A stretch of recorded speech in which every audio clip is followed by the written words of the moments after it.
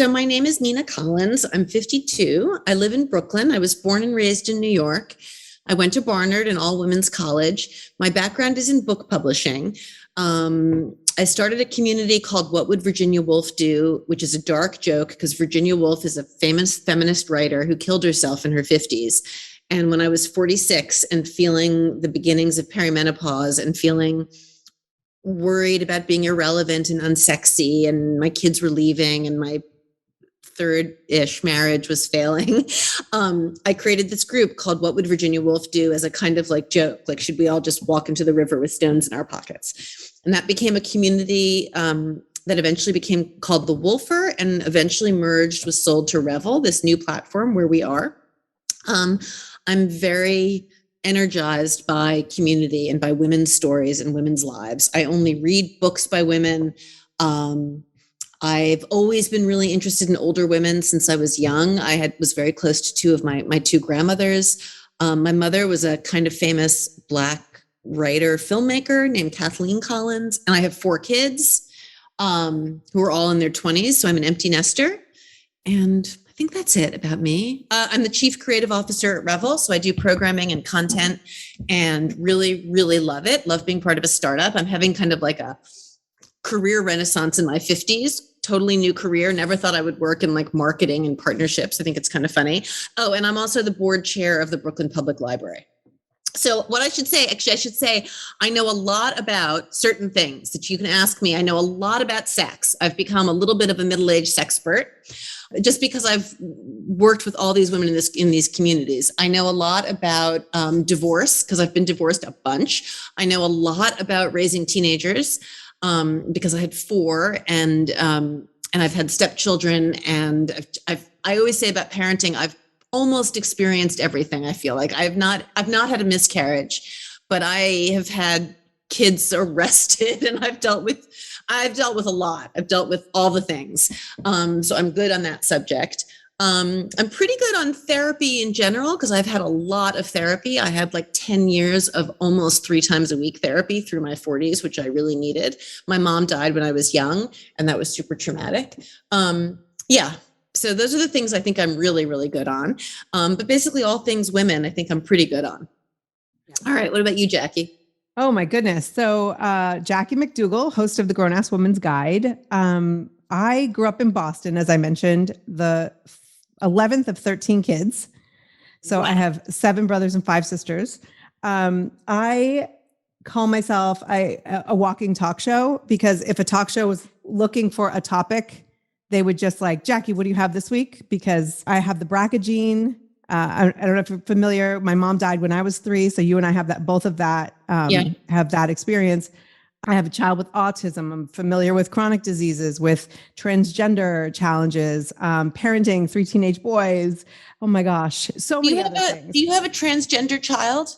I do. I do have a transgender. Okay, yes, so that's a good subject. Okay, I did an episode quite a while ago about that. I don't talk too much about specifics, names, things like that, but in general. And I'm always happy to talk to other parents of transgender children because I think there's so much to learn and to ideas to share.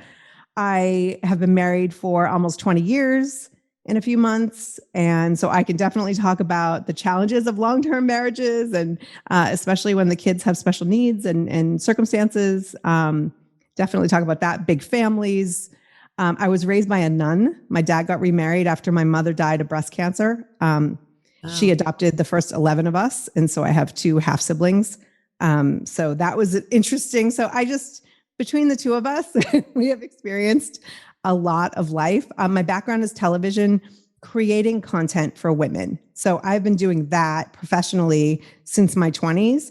And I decided to shift away from working for others and creating content for women myself. So that's why Revel is such a great partner. That's why Nina is such a great partner. I love having events on Revel and attending events on Revel. And I can't wait to start doing some in person as well here in the LA area. And we have one coming up that everyone should. Oh yeah. We're going to have a plot party. We're going to have a cannabis tea party in LA on April 16th.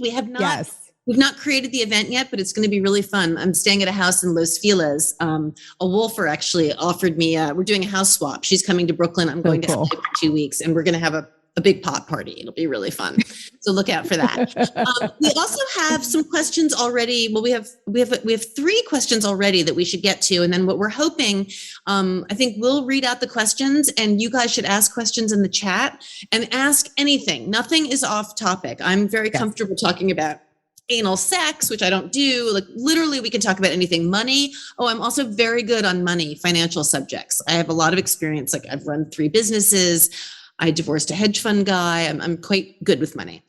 All right. Our first question is, I would like to ask for suggestions on how to build connections and make new friendships as a single 56-year-old woman who lives in a small town outside of Cleveland.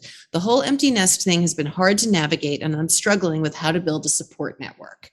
Very apropos question for us. Yes. I would say that my number one advice for how to make connections and new friends is to be curious, to lean into your curiosity and to recognize your fear, like what's holding you back from being open. Because what I see a lot with women in our cohort who aren't finding partners or aren't finding friends, it's that they're understandably afraid. They've been burnt. They have triggers. They're nervous about being exposed. I think basically lean into your vulnerability. It's very Brene Brown. If you've never read Brene Brown or watched any of her videos, I highly, highly recommend her. BRENE, You probably all know who she is, but she has done all this incredible research on shame and vulnerability. And it really is, a lot of those ideas are kind of the foundation for the Wolfer. The idea is that we don't have anything to be ashamed of. Like if you don't have any friends or you feel lonely, you are not the only person who feels that way. Lots and lots and lots of people feel that way. And there are people out there who want to be your friend, and you have to kind of lean into like what interests you and go out there and, go on Meetup, go on Revel, create an event. Like if you really love crocheting cacti, create a crocheting cacti event and say to people like, who wants to join me? And that's how you're going to make friends. So you do have to kind of get a little bit outside your comfort zone. Yeah, for sure. Somebody asked which book specifically by Brene Brown. Is there all of them? One of them? You know what? I will Google that while we go on to the next question, and I will tell you. I will definitely answer that. She's really fabulous. What I really love about her is if you Google on YouTube Brene Brown and vulnerability, you'll get some really great TED Talks, and there are a couple animated videos that are also really wonderful. Because you're right, she has a lot of books. I think Imperfections, The Gift of Imperfection is a book I really like. I didn't like Dare to Lead that much. Daring Greatly is another Rising one, right? Strong is good. Daring Greatly is good. Yeah, I'm looking at all of those. But honestly, what I would really recommend you start with is her TED Talks. They're excellent. Awesome. One thing I want to add to your comment, which was so great, was I like to do this thing called a try period, where I write down like all the things I've wanted to try, a painting class, aerial yoga. There's a cliff in California that I've always wanted to hike down by the beach, things like that. And number one, a really, really good idea. I once did that in New York. I live in New York, and I once made a list of like all the weird things in New York that I've never done. And I kept it on my phone. And it's actually, I'm not trying to plug Revel here, but it actually is a really good way to use Revel. Like totally. If you want to go see more art, like I'm telling you, people will come. Create an art event in your neighborhood or your community. But yeah, figure out what you want, and don't try and let go of feelings of fear. I know that's obviously a lot easier said than done, but the thing is, everyone feels the same way. We're all the same underneath. Well, so just understanding that you're going to feel fear, and know that fear is temporary. Like every feeling that we have that goes through our body is temporary. Every single one. So in your happiest moment, like you're not always going to feel that way. And so it's okay to be afraid, and know that you're going to walk into the painting class and you're going to have to say, hi, I'm here for this, or whatever it is that you want to do. And 10 minutes in, you'll be doing the activity. That's the beauty of activities. It kind of takes away that awkward, when you meet someone, they're like, oh, you want to go for a drink? It's like, they're so face to face and you got to come up with stuff. But when you're doing an activity, it's so much easier. Right. Yes, exactly. That's a really good point. And someone asked, how many tries do you give it to decide if it's for you or not? That's an interesting question. So like if you're trying something new, listen to yourself. If you like it, do it. If you don't like it, don't do it. Yeah, I think that there's so much pressure, right? That we're supposed to like, don't give up, don't quit. And we've shifted a little bit as women where if you don't like it, if you're like, I've always wanted to do aerial yoga and you do it and you're like, I'm actually bored. Don't do it again. You've done it. I completely agree. We're way too old to do shit we don't want to do. Do what you want. Totally. And so I think do a running list of just shit you want to try. Yeah. And then just pick the easy ones first. That's what I always say is pick the easy ones first. If it's like, I've always wanted to hike this one particular mountain, like you could do that today. So pick that one. If it's like, I want to go get my master's degree, hold off on that one. You know what? And we should also start a thread in the community. Shit, I want to try. It's really good to make everyone just start thinking about it. I'm trying to think if there's something I really want to do right now.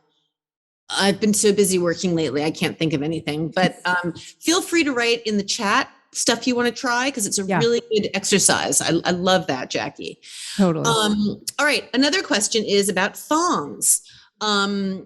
Why do I feel so old and frumpy if I don't wear one, especially at the gym? I mean, seriously, it's not that comfortable. And I don't understand how basically every single woman at the gym is wearing one. All right. Well, I think this is a generational thing. I personally hate thongs. You couldn't pay me to wear a thong. Do you wear thongs, Jackie? I wore thongs up until, I don't know. I think it was I had some surgeries and I just had to buy something else for a while. And here's the thing. Back when I was in my 30s, thongs were really, for me, the only option because of the panty lines. But now they make better panties so that you don't have the lines. So why would I ever wear a thong? Panty lines do not bother me. Stacey Meyer says she's team thong. Yeah, people are. I mean, obviously, lots of people really like them. I actually ran this question by my team at Revel. Most of the women there are young and they love thongs. So I think it's just one of those, like, my first husband thought that panty lines were sexy. And like, I just don't care about panty lines. It just is not an issue. I do. Well, that's because you have a small ass. No, I do not have a small ass. In fact, someone I broke up with in my 40s, he was really bummed that I broke up with him. We were together for like 4 years, but this is hilarious. After I broke up with him, he sent me a text and he said, BTW, by the way, you have a fat ass. Wait, that was his like anger? It was his parting salvo. Oh. Wow, 4 years with that guy, huh? Well, he was actually a really nice guy. It was pretty funny, I thought. He was upset. That's funny. But to go to her question, like, if you like a thong, you should totally wear a thong. But if you don't, life is way too short to be wearing something that is not comfortable because you think that's what you're supposed to be wearing. That's, like if the last 2 years has taught us anything, be comfortable and be happy with what you're doing and F at anybody else who thinks otherwise. Right? 100%. And I can tell already this is going to be a theme for me and Jackie for our show. Is like, do whatever the fuck you want, right? Basically. Yeah. We'll just play that. Play that back. So to whoever wrote in, it was an anonymous question about thongs. Just don't feel bad about it. Also, frankly, this is another funny thing. I wonder about what you guys will say about this. I don't wear underwear at the gym. Like, I don't wear underwear with my exercise clothes. I think of them as like underwear themselves. I know. I've realized that's a little weird. I realize a lot of people wear underwear with their exercise clothes, but I don't really understand it because like you're sweating and you have to throw it in the washing machine anyway. So why wear underwear? Well, I do because I think it's more protective, like because you're sweating there and stuff. I tend to get, if I wear my exercise clothes too long, and even if it's like to stop off and have some coffee after with a friend or something, like shit goes bad. So you'll get infection or something. Yeah. So I need to actually wear underwear that like is made for that and not necessarily just have the workout clothes. Really? You wear special gym underwear? No, not special gym underwear, but they are cotton in that area. So that way there's like breathing and all that. Cause the workout pants, they don't breathe. And so I need a little something in there to help me out. So interesting. Other people in the chat are saying that too. You have to have cotton next to your lady parts. Your lady parts don't breathe when you work out. Team cotton up there. This is not a problem for me. I don't know. I'm 52 years old. I have never worn underwear when I exercise. So go figure. I don't really know what to say. Yeah. So I want to grab a couple from here. So Laura says, I read that organic coconut oil is okay as a vaginal lubricant. True or false? totally true. This is something I have a lot of experience with. Thousands of women have talked about in the community about how great it is. Very occasionally, I think I've met one or two people who have said that coconut oil, they blame coconut oil for getting a bacterial infection. I've asked many gynecologists about it, and overwhelmingly they support it, that it's a good thing. And I can tell you also, people often ask me how you use it. So for those of you who are not familiar with the coconut oil thing, basically I use it 2 or 3 times a day. Pretty much every time I go into the bathroom, at least a couple times a day, I like stick my hand in my jar of coconut oil and then I stick it up my vagina. Like I just like go like this. And do you actually do the swirly movement? Like, I mean, not like that. You know, you're all picturing Nina doing that right now. I take it and then I take it on 2 or 3 of my fingers and I stick it up my vagina and like move around a little. And it is my number one vaginal lubricant. I will say I'm on estradiol patch. So I don't take Vagifem. I don't use an S-string. Maybe later I'll need to. I mean, I'm 52. So now my vagina does not hurt like right now. So that's good. But I do attribute a lot of it to coconut oil. Like I use it obsessively. Yeah. Yeah. Wow. I hope I've thoroughly answered that question. Well, I actually use Coconut, which without the T, it's a lube. It's coconut oil based. I love them. They have a water base and a oil base.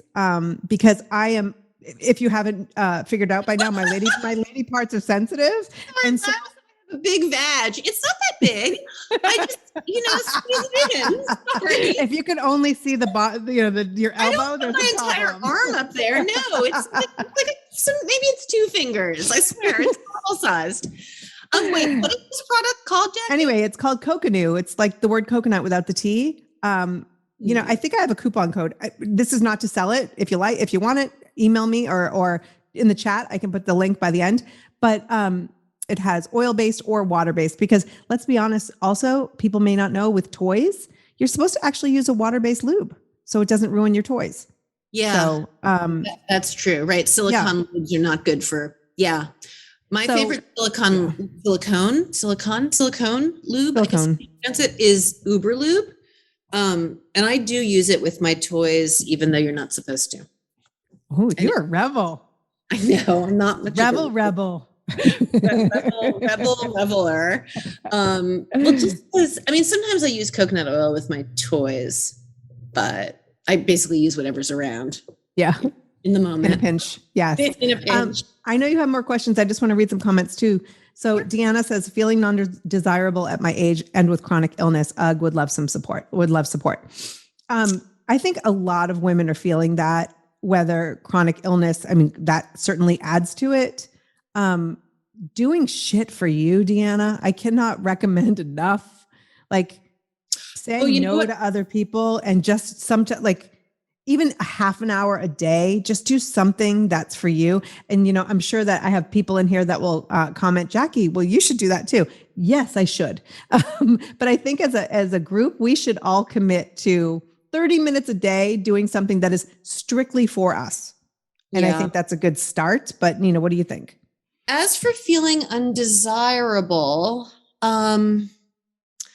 that is a hard one. And we all relate to it. For me, I have to say it definitely correlates. I am not like an eating disorder person, and I'm not like super skinny. And I never have been. I do find as I've gotten older that when I got rid of those 10 COVID pounds and went back to kind of my normal weight, I'm not like one of these like skinny people. Anyway, when I'm at my best weight, I feel sexier. And I also feel healthier. Some women I know really love like fancy underwear. Like fancy underwear makes them feel sexier. For some women, it's makeup. Actually, we had a thread about this recently. I was kind of surprised. A lot of women said a good hair day is what makes them feel sexier. That is not the case for me. Like I don't really think about my hair. So I think drilling down a little bit on what you need to feel more attractive. And then I think, as Jackie said, spending some time with yourself. Like, I don't know if you masturbate. I don't know if you watch porn. I don't know like what feels sexy for you, but it's hard. I go through phases now. Like I still want to have sex with my partner, but I don't think about sex in the same way I did 5 years ago. So it's a little harder for me to like, I play this game with myself in airports where I try and like look at men and think like, would I have sex with him? Would I have sex with him? Would I have sex with him? And lately, like, it's impossible for me to find someone I'd want to have sex with. It's super depressing. I don't think I've ever played that game unless like it was Bradley Cooper and Idris Elba in the airport. And then maybe the answer is yes. No, it's a fun game because I mean, well, I think the truth is probably for most of us, just looking at people, particularly as we get older, like we're just not as, we're not as attractive probably or objective as we used to be. So you meet men and you're like, ugh, whatever. If you talk to them, like if you go on a date with someone, you'd probably find them more interesting and more appealing. So if you're, for me, just going on visual is super hard. Yeah, totally. Yeah. So I want to add to something you said though, because I think that especially with a chronic illness, like I have no idea what kind of weight or not, if that's an issue at all, but one of the things I feel very strongly about is do not wait until you are back in that body that you feel your best in, right? To feel sexy. You're so right. You're so right. I definitely have more pounds on that I feel comfortable. And you know what? I'm still fucking sexy. And so maybe it's the underwear. It's crazy that when I wear a matching bra and panty, how far that goes. Does it? Does that make you feel sexy? That's yeah, it does. Yes, and like, and making an effort because I think for the last 2 years, like even my meetings, it was hair, top knot, not a lot of effort. Someone said matching shoes and socks does it for me. That's hilarious. But whatever you're into, but I cannot say enough though, that like where our bodies are changing all the time. And it's important to feel your best in the body that you have right now. Exercise will always be not just for weight loss, but like always be great for your mood, great for your strength, strength training, things like that.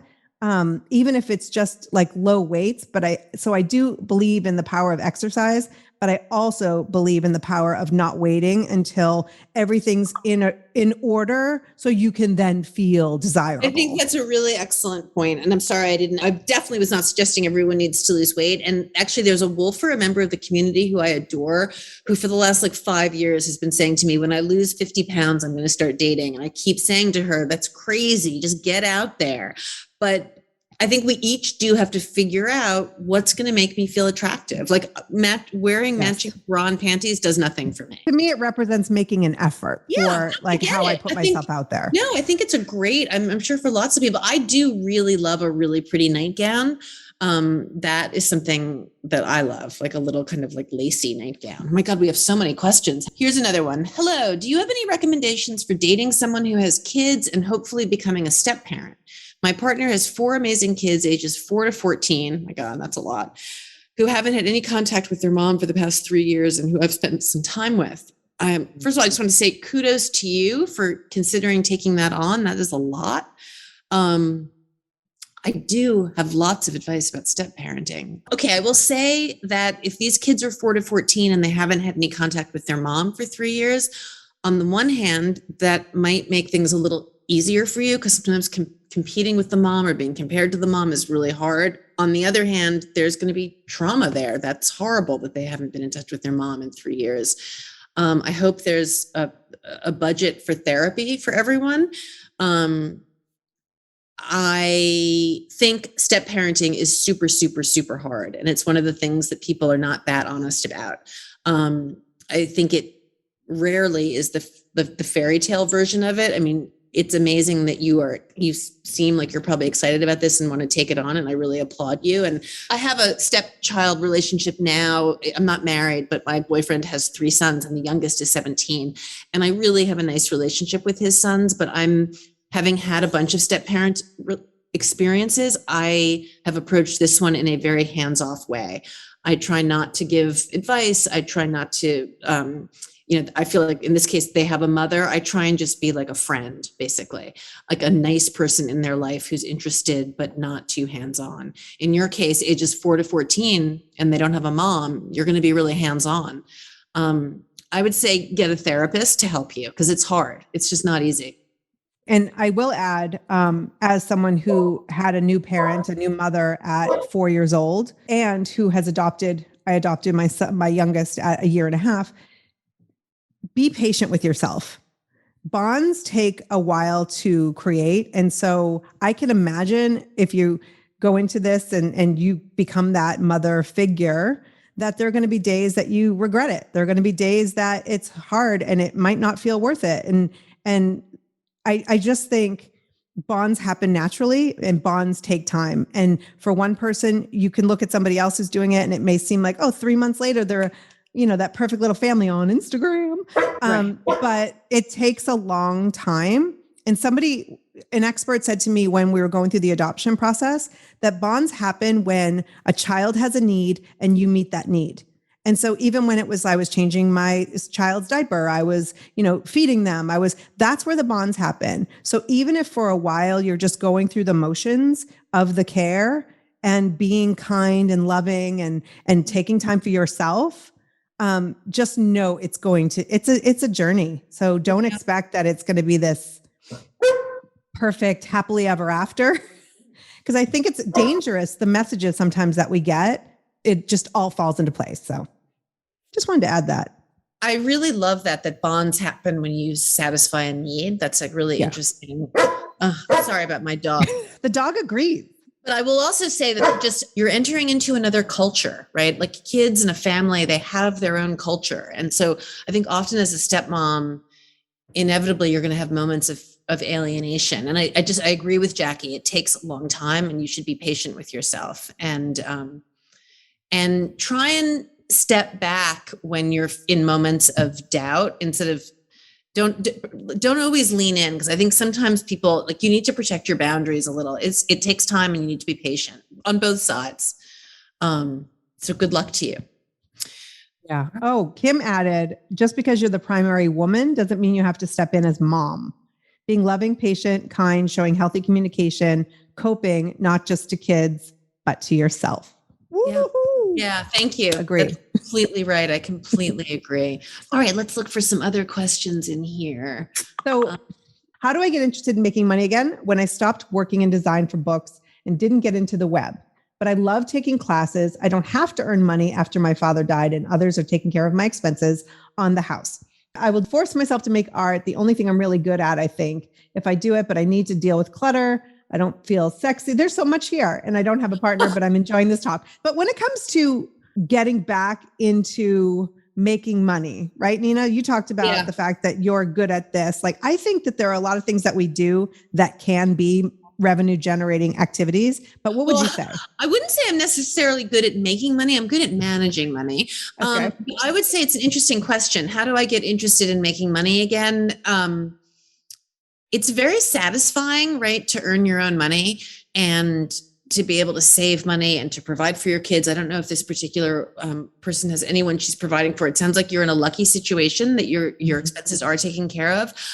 I mean, honestly, if you're in a situation like that, I would say lean into whatever most interests you and see where it goes. I am now making a salary for the first time in years working at Revel. I followed my passion. I know it sounds corny, but I really created this group and did what really interested me. I was lucky I could afford to, like you, but I'm now making a real salary. I'm providing health insurance for my kids. I'm really proud of myself.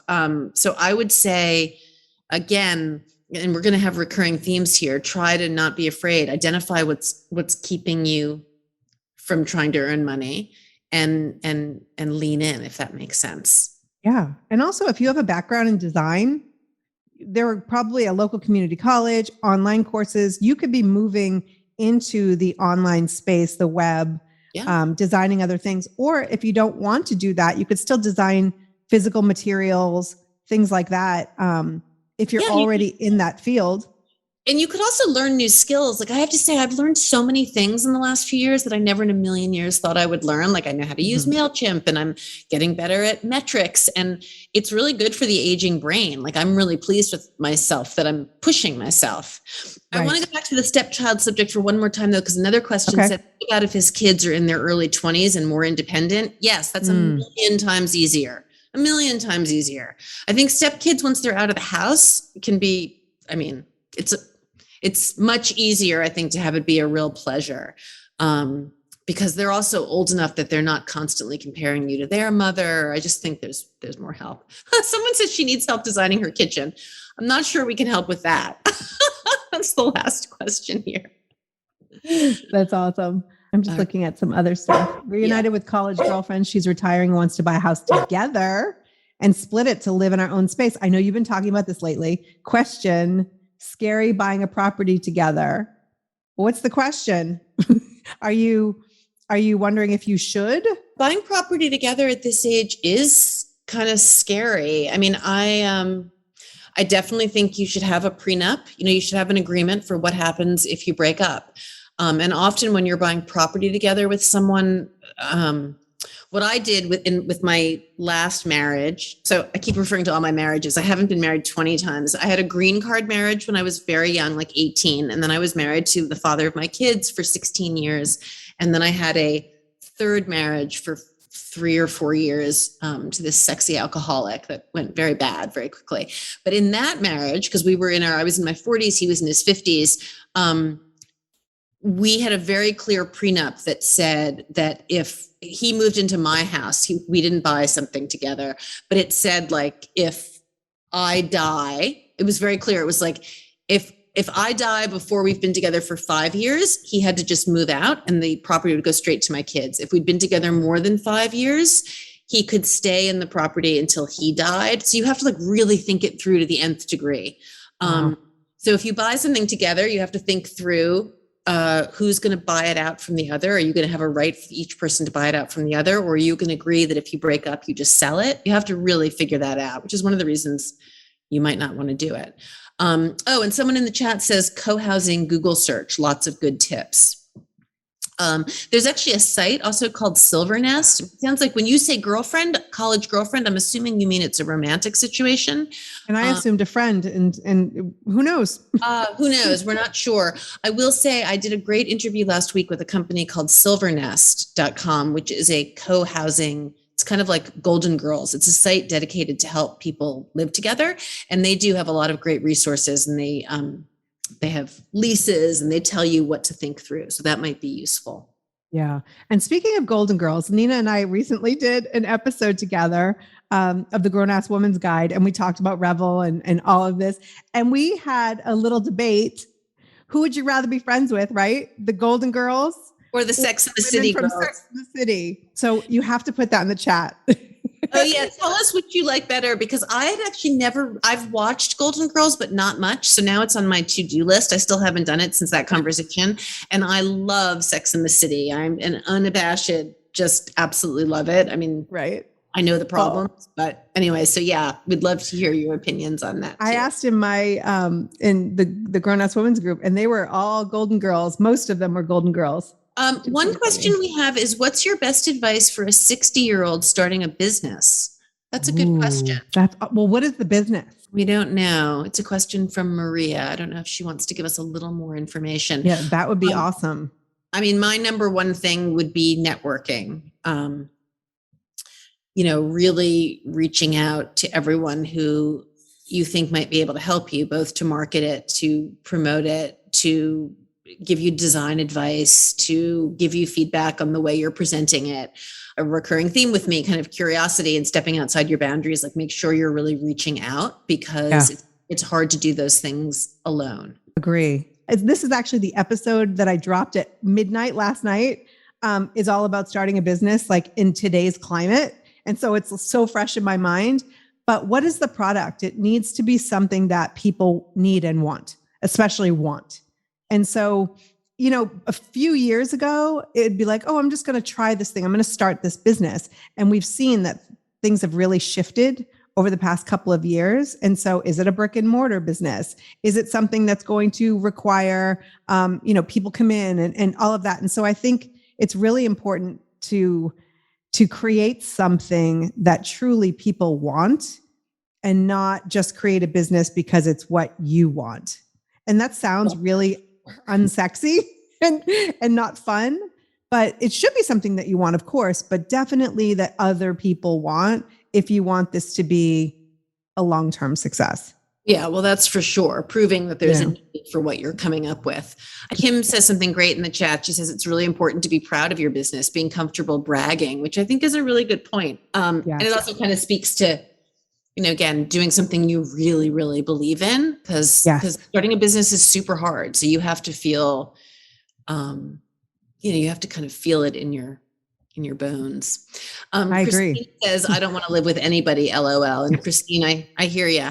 We had a conversation about the Silverness people when I interviewed them, and there was a thread in our Facebook group, the Wolfer Annex, and people were saying, someone said, oh, I wouldn't do it to save money. I would do it because it was fun, do like a Golden Girl situation. And I was thinking, no, I really like living alone at this point in my life, but. Yeah. I like the idea of going somewhere and having that community and having that, but not necessarily all the time. It's like the tiny house retirement idea for women over, 60. You know how women talk about this all the time, like, should we buy an island? And I don't know. Sometimes I think that would be fun. And sometimes I think it would be too much. Yeah. Yeah. I want it when I want it, and I don't want it when I don't want it. So we've got just a couple of minutes left. So get your final questions in. There's so many comments. Yeah. You ladies are amazing. This has been so much fun. I know, it's really fun, and we'll get better at this and more organized, but I'm looking through the chat too. Yeah. Coconut, I have to look up Vaginu. Oh yeah. What's Vaginu? Is water-based. Someone said, I don't know. We'll have to check it out. Oh, here's one. 53-year-old mother of a special needs 18-year-old who's been in residential care for the past year. I'm sorry, that's a lot to take on. My husband got cancer when our son was 2 weeks old and now has type 2 diabetes. I've spent the last 18 years taking care of our son and became totally isolated with no friends. I tried, but son was reactive. Now that he's institutionalized, I don't know if I'm expected to go out and work despite PTSD and other stuff, retire, or what to do with my life. I've had surgeries for BRCA2 mutation and have Hashimoto's, so has an immune disease. So you have a lot on your hands, and I want you to take care of yourself.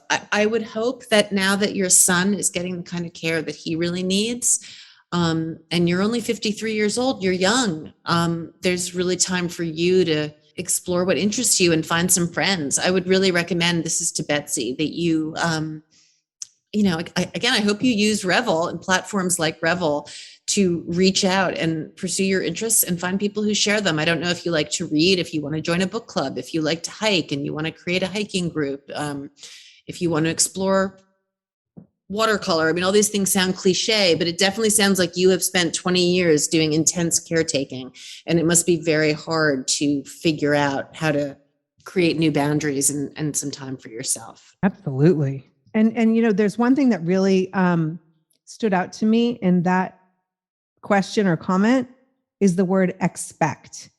That other people expect. Like, let that go. What you have already accomplished with your child and with your life is just so much more work than people can even imagine. That what Nina said, like being nice to you and forget what anyone expects. In fact, I hesitate when it comes to journaling, and every time I do it, I'm like, damn it, it was so good. But like journaling, what do you expect? Maybe even writing that, like, what do I expect from me today? And write those things. Forget about everybody else's expectations and do something that feels good for you. That's a great prompt. We should all do that. Write down what do I expect for myself today. I love that. I think to Jackie's point, Betsy, maybe you just need to try and not worry so much about what other people think and try and figure out what you want. I think that's the beauty of being our age. And also there's some actual like science behind that too, as Sandra Singh Low says in her book. Sandra Singh Low, I'll write in the chat, wrote a fantastic book called The Mad Woman in the Volvo. Sandra Singh Low, she has a lot of great pieces for The Atlantic. And in her book about menopause called The Mad Woman in the Volvo, she talks about how as our estrogen decreases, we become less willing and inclined to caretake. Like we just lose the caretaking gene essentially. And I've really found that. I mean, now that I live alone for the first time in my entire life, and I just take care of my poodle. And I mean, I take care of my kids. I deal with them all day long, but they're not living under my roof. And I feel so liberated by not being in a daily caretaking role. And so I think women, as we get older, no, you're not an asshole. Someone in the chat said, oh God, I thought I was just an asshole. You're not an asshole. You don't need estrogen anymore. And it was the estrogen that was making you take care of everyone all the time. It's time for you to take care of yourself. I had a funny moment the other day where I was like, I almost feel like I'm 12 years old again. There's a funny, like, I don't have to take care of anyone. I'm on my own. There is a there is a way in which menopause does take you back to that time before you had your period in a certain way. I know that sounds weird, but there's a kind of liberating, like, I'm just me now again. Right. Right. It's so great because, I mean, especially if you have the time, especially if you have the resources that you can try things. I just go back to that. Like, what do you want? And you don't, one of the things I think we expect from ourselves is, what do I want for the rest of my life? Right. We were raised in that time where you figure out what your career is, you figure out what the trajectory is of your life, and then you follow that. We are no longer in that. This day and age, what do you want today? What do you want in this chapter? What do you want, for the next few months or a few years? It's so much more exciting, and there's so much opportunity that didn't even exist when we first, 20 years ago. So I think getting to know ourselves every day. It's so true. It's so true. Yeah. That is a good note to end on. We have to end. But we're going to do this once a month. We will create a bunch more events. We're also going to do, I don't know if any of you saw it, or some of you obviously saw it, but we're going to post a link in all Revelers every month that says, post your anonymous questions for grown-ass guidance, which is what we're calling it. And so feel free to post questions. Feel free to join us. This was really fun. Yeah, it was a lot of fun. And thank you, Nina. I'm excited to do it next month. Thank you, Jen. You too. Yeah. Take care, everyone. All right. Mwah. Bye. Talk to you guys later.